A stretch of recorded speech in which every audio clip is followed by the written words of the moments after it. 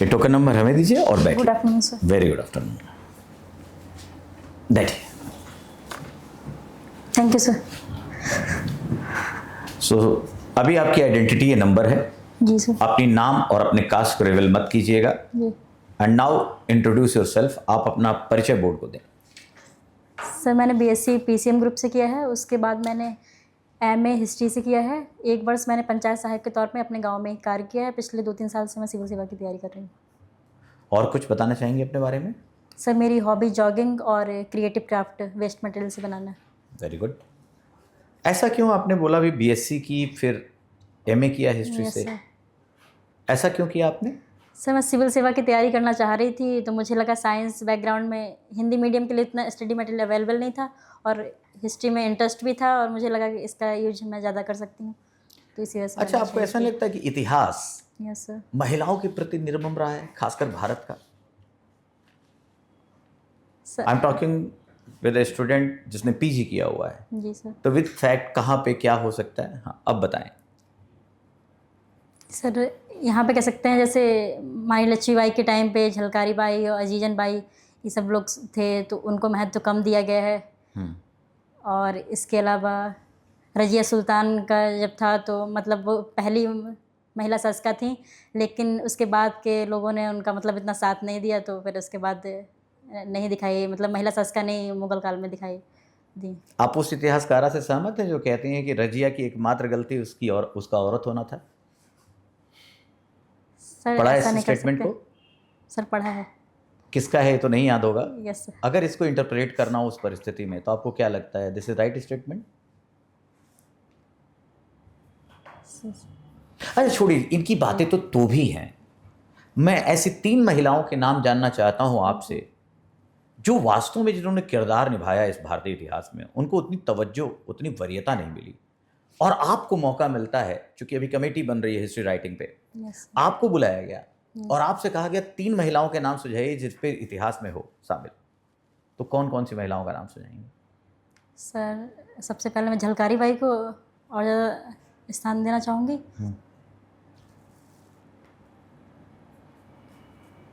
Sir, Jijabai को और ज़्यादा महत्व दिया जा सकता है, मतलब उन्होंने अपने बेटे को इतने अच्छे से साहस से सिखाया।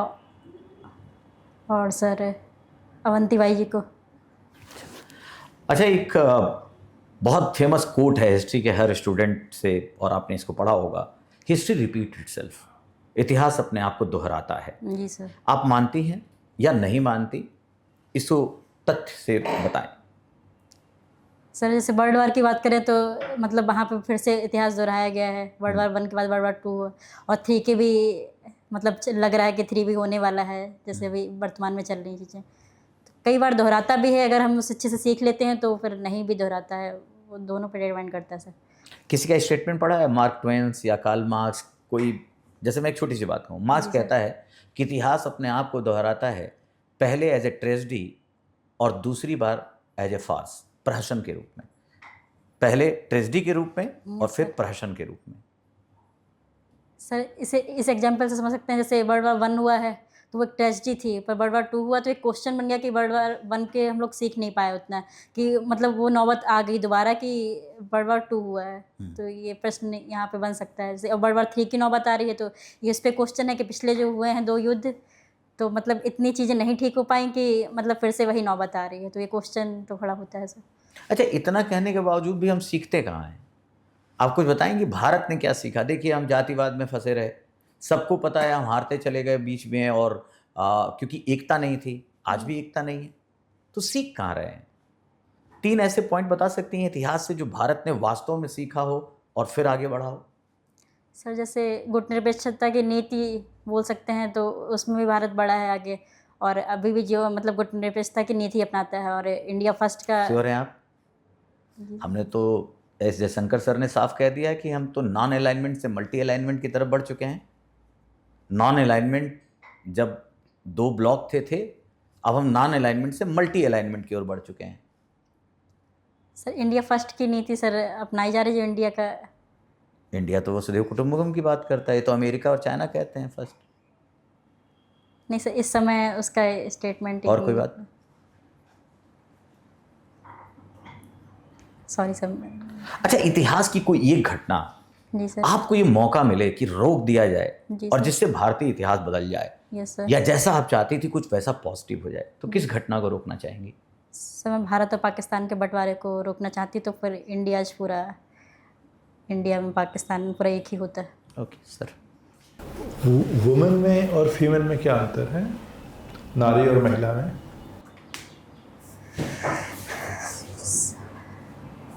Sorry sir. मैं कोई बात नहीं। वुमेन को कर सकती हूँ, फीमेल का सर ये कह सकती हूँ कि वो मतलब लैंगिक का दिखाता है कि, सॉरी सर। मैं कोई बात नहीं। वुमेन प्रोफाइल बताइए, वुमेन का यूपी में लिटरेसी कितनी है? सर 57 अप्रॉक्स है। और age expectancy? Sorry sir. Age expectancy, जीवन प्रत्याशा? सर पुरुषों से ज़्यादा है, पर एग्जैक्ट डाटा नहीं याद है। और मातृत्व मृत्यु दर कितनी है? Sorry sir. इन्फेंट मोर्टालिटी, शिशु मृत्यु दर? Sorry sir. और फीमेल लिटरेसी कितनी है? सर 57% बताइए थे। ड्रॉप आउट रेट्स कितना है बच्चों का? डोमेस्टिक वायलेंस किसको बोलते हैं? घरेलू हिंसा का क्या डेफिनेशन है? सर महिला को शारीरिक और मानसिक रूप से प्रताड़ित करना। जैसे मान लीजिए कि आप रोड पे जा रही हैं और किसी ने आपको बलून मार दिया, होली का टाइम है, तो ये घरेलू हिंसा है? नहीं सर, मतलब वो उसके पति के द्वारा या फिर फैमिली के द्वारा उसे प्रताड़ित करना, वो मतलब घरेलू स्तर पर वो चीज़ें हो रही हैं। मान लीजिए आपके भाई ने आपको चाटा मार दिया, तो ये घरेलू हिंसा है कि नहीं? शायद सर हो सकती है, कंफर्म नहीं पता। अच्छा, कोई बात नहीं। डाउरी सुना है? दहेज किसको कहते हैं? दहेज को डिफाइन कीजिए। सर कानूनी रूप से तो अवैध है, इसे शायद दहेज को कह सकते हैं कि मतलब किसी से हम उपहार की ऐसी मांग कर रहे हैं जो वो देने में सक्षम नहीं है। मान लीजिए आप अपने पापा से करें कि मुझे स्कूटी चाहिए, वो देने में सक्षम नहीं है, तो ये डाउरी हो गया, ये तो उपहार है। सॉरी सर, एक्सप्लेन नहीं कर पा रही। मेहर सुना है? मेहर नहीं सुना है? मुसलमानों में मेहर दिया जाता है, सुना है आपने? नहीं सर। ट्रिपल तलाक सुना है? ये क्या होता है? सर ये मुस्लिम कम्युनिटी में तलाक 3 बार बोल के दिया जाता है, मतलब डिफरेंस पे कि 3 बार बोलने के बाद तो उनका तलाक मान्य होता है। जैसे 1 बार बोल दिया है तो वो तलाक नहीं होता है, 3 बार बोलने के बाद पर ये अवैध हो गया है। ये बताइए इला कि सिंधु घाटी सभ्यता और वैदिक काल में प्रमुख अंतर क्या क्या है?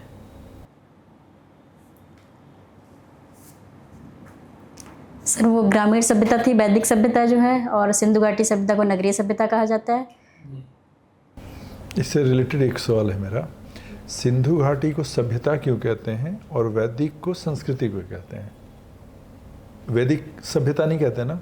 नहीं, वैदिक संस्कृति कहते हैं। और सिंधु संस्कृति नहीं कहते हैं, सिंधु सभ्यता कहते हैं। तो एक को सभ्यता क्यों कहते हैं, दूसरे को संस्कृति क्यों कहते हैं? सॉरी सर, मैं गेस करके बता सकती हूँ। सर वैदिक संस्कृति को इसलिए संस्कृति कहा जा रहा है कि उसका रहन सहन, पहनावा, वो चीज़ें अभी तक चली आ रही हैं, उनकी बुक्स वगैरह, तो उसका एक कारण ये कह सकते हैं कि संस्कृति अभी तक चली आ रही है। और वो हड़प्पा सभ्यता का बहुत मतलब उसकी चीज़ें भी, सभी चीज़ें मतलब मिल नहीं पाई हैं और अच्छे से उतना डिफाइन नहीं किया, उसकी भाषा और इसकी जो नहीं मिलती हैं सभ्यता हो जाती हैं। और गेस कीजिए, आराम से गेस, कूल होइए। Sorry sir. चलिए बताइए, बुद्ध का दर्शन क्या है? सर मध्यम मार्ग। मध्यम मार्ग होता क्या है? मतलब बीच का रास्ता अपनाना, किसी ना बिल्कुल। अच्छा, बुद्ध ने अष्टांगिक मार्ग बताया है शायद, ये क्या है? सर ये जीव नहीं पता। औरंगजेब का नाम सुना होगा? उनकी दक्कन नीति क्या थी? इसे दक्षिण भारत को अपने साम्राज्य में मिलाने के लिए दक्कन की नीति उन्होंने अपनाई थी। अच्छा, मनसबदारी प्रथा सुना होगा, क्या है ये? सर इसे अकबर के काल में मनसबदारी प्रथा अपनाई गई है और इसमें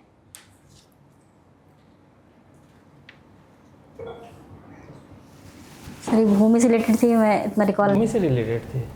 अच्छा, ओके। ये बताइए कि गुप्त काल को प्राचीन भारत का स्वर्ण काल क्यों कहा जाता है?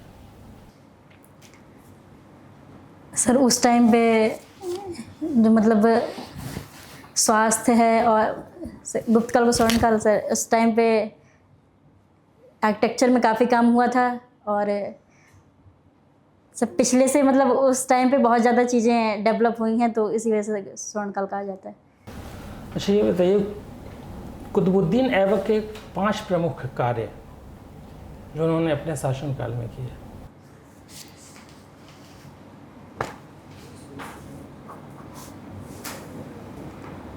सर 2.5 दिन का झोपड़े का निर्माण,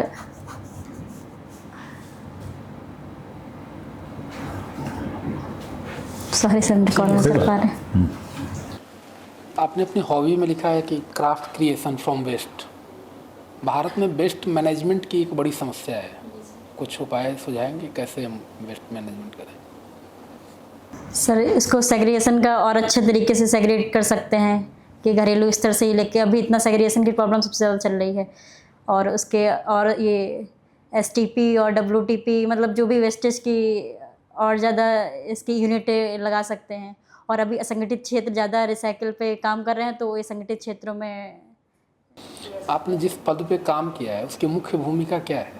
सर उसका कार्य ये था जो ग्राम प्रधान और ग्राम सचिव उनके सहायक के तौर पर काम करना होता था, और गांव में कोई योजनाएं आई हुई हैं तो उनकी जानकारी लोगों को देना और डाटा वगैरह इकट्ठा करना कि किसको क्या प्रॉब्लम आई है, तो ये सारे काम। हमारे स्थानीय निकाय के बॉडीज हैं, इनके अंदर महिलाओं को आरक्षण है। Yes sir. और उनके बदले में उनके पति काम करते हैं। Yes sir. अगर आप बड़े पद पे जाते हैं तो इस समस्या को कैसे देखें, कैसे ठीक किया जा सकता है?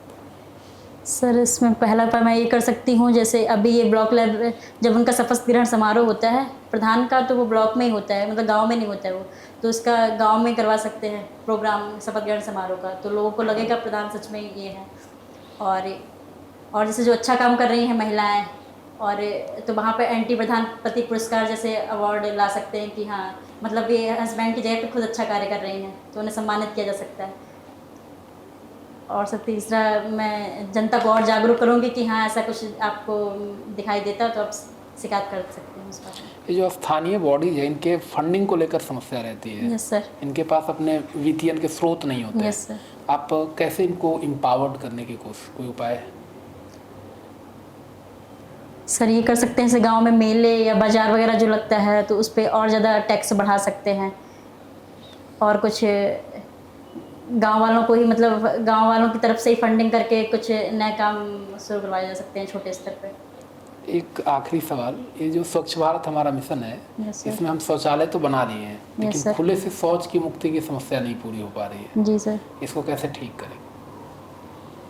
सर सबसे पहले तो मैं एजुकेशन के लेवल पे मतलब गांव में प्राथमिक शिक्षा माध्यमिक शिक्षा के जो स्कूल होते हैं वहाँ पर टीचर्स के माध्यम से लोगों को जागरूक करवाऊंगी, और अगर आसपास कोई हायर एजुकेशन वाला कॉलेज वगैरह है तो वहाँ के NSS वगैरह जो है वहाँ से जागरूक करवाने का कार्य करूँगी। और फैमिली को सबसे पहले, क्योंकि बच्चे अगर बाहर जा रहे हैं तो सबसे पहला फैमिली का रहता है, तो वहाँ से। और जैसे अभी ये हुआ था तम्बाकू लोग थूक रहे थे, लोग पीकू नाम दे रहे थे, और इसमें ये कह सकते हैं जो बाहर जा रहे हैं तो उसके लिए कुछ ऐसा वर्ड यूज कर सकते हैं, तो सामाजिक इस तरह से। अच्छा, इस पे नियुक्ति कैसे हुई थी आपकी इस पद पे? कोई एग्जाम दिया था या नहीं कोई सर, ऐसे ही? मेरिट बेस्ड पे हुई थी।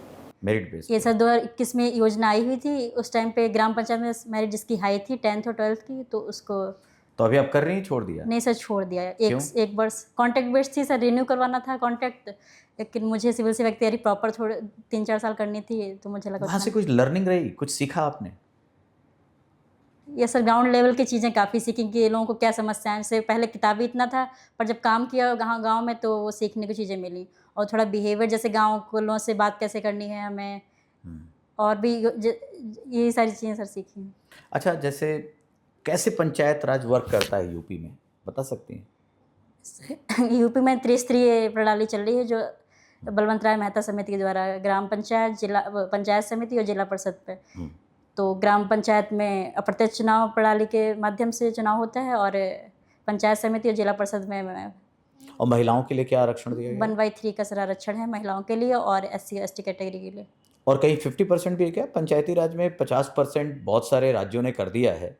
जी सर। कुछ पता है आपको कहाँ कहाँ किया है, और यूपी में क्या कर देना चाहिए? इससे क्या एक शब्द सुना है आपने, वुमेन एम्पावरमेंट, महिला यस सर, सशक्तिकरण? Yes sir. इसका क्या अर्थ होता है? सर महिला सामाजिक, आर्थिक और राजनीतिक रूप से सशक्त हो, तो ये महिला सशक्तिकरण, तो अपने अपने निर्णय खुद से ले सके स्वयं से। अपने आप को आप मानती हैं एम्पावर्ड हैं आप? अभी सर आर्थिक रूप से नहीं हूँ, सामाजिक रूप से थोड़ा सा हो गई हूँ, आर्थिक नहीं हूँ लेकिन सर। अच्छा अच्छा, ये बताइए, जैसे हम बात कर रहे थे कि सर से बात करते हुए आपने रोल में बताया और पंचायती राज की बात की। जी सर। इसे और सबल, जैसे जो चीज़ें देखी ग्राम पंचायत में खासकर, यस सर। इसे वास्तव में इफेक्टिव बनाने के लिए क्या करना चाहिए?